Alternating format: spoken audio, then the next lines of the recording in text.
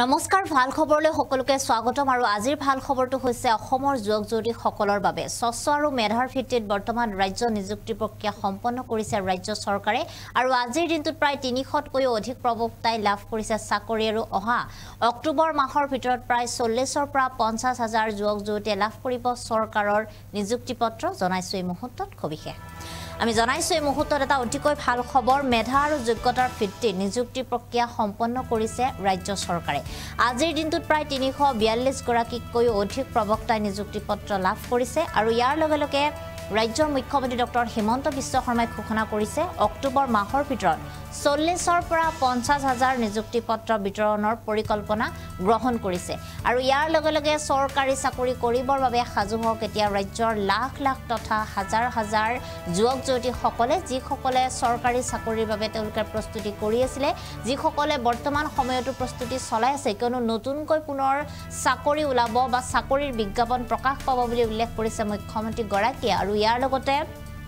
৪০ৰ পৰা ৫০,০০০ নিযুক্তি প্ৰদান কৰা হ'ব অহা অক্টোবৰ মাহৰ ভিতৰত আৰু ইতিমধ্যে ১ লাখ চৰকাৰী নিযুক্তিৰ যি প্ৰতিশ্ৰুতি আছিল ৰাজ্য চৰকাৰৰ তৰফৰ পৰা হিমন্ত বিশ্ব শৰ্মাৰ চৰকাৰে সেই প্ৰতিশ্ৰুতি ইতিমধ্যে সম্পন্ন কৰিছে আৰু বৰ্তমানলৈ মুঠ ১,২১,১৮২ গৰাকীকৈ যুৱক যুৱতীৰ নিযুক্তি প্ৰক্ৰিয়া সম্পন্ন হৈছে আৰু ইয়াৰ জৰিয়তে ৰাজ্যৰ প্ৰযুক্তিগত তথা শিক্ষাগত খণ্ডত যথেষ্ট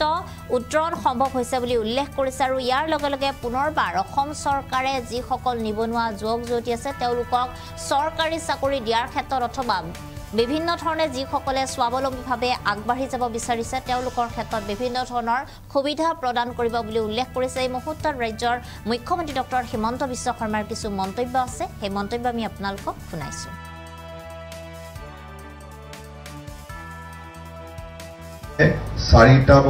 আজি চাওঁতে ৪টা বছৰ পাৰ হৈ গ'ল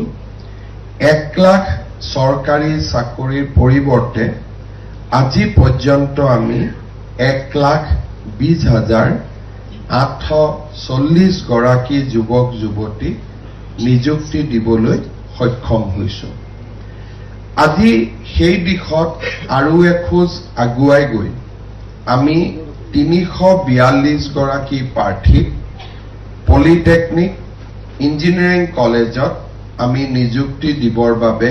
ইয়াত সমবেত হৈছো আজি নিযুক্তি প্ৰদান অনুষ্ঠানৰ পিছত চৰকাৰী চাকৰি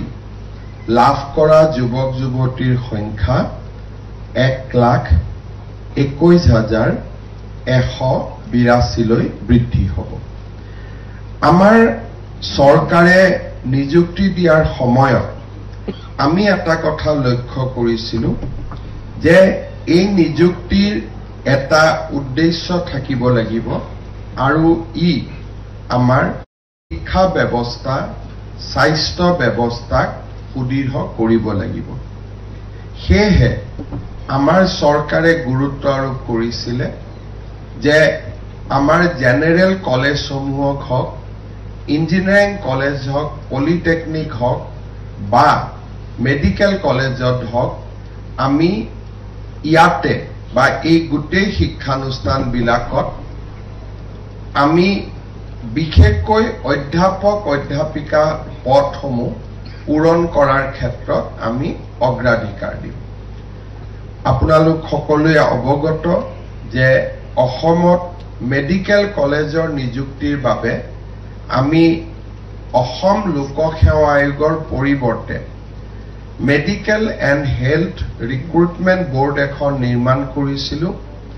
তাৰ ফলত মেডিকেল কলেজসমূহত নিযুক্তি এটা ত্বৰান্বিত ব্যৱস্থাৰে হয় আৰু প্ৰায় ক্ষেত্ৰতে মেডিকেল কলেজত পোষ্ট গ্ৰেজুৱেট কোৰ্চৰ ৰিজাল্ট দিয়াৰ দিনাখনেই আমি অধ্যাপক অধ্যাপিকাক নিযুক্তি দিয়াৰ বাবে চেষ্টা কৰোঁ কাৰণ আমি অনুভৱ কৰোঁ যে এনেকুৱা ধৰণৰ শিক্ষানুষ্ঠানসমূহত খালি পদ থকাটোৱে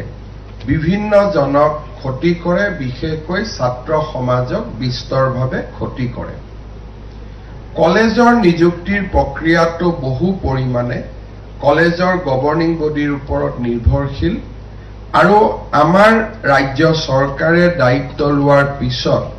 কেইবা হাজাৰো আমি মহাবিদ্যালয়সমূহত অধ্যাপক অধ্যাপিকাক নিযুক্তি দিবলৈ সক্ষম হৈছো।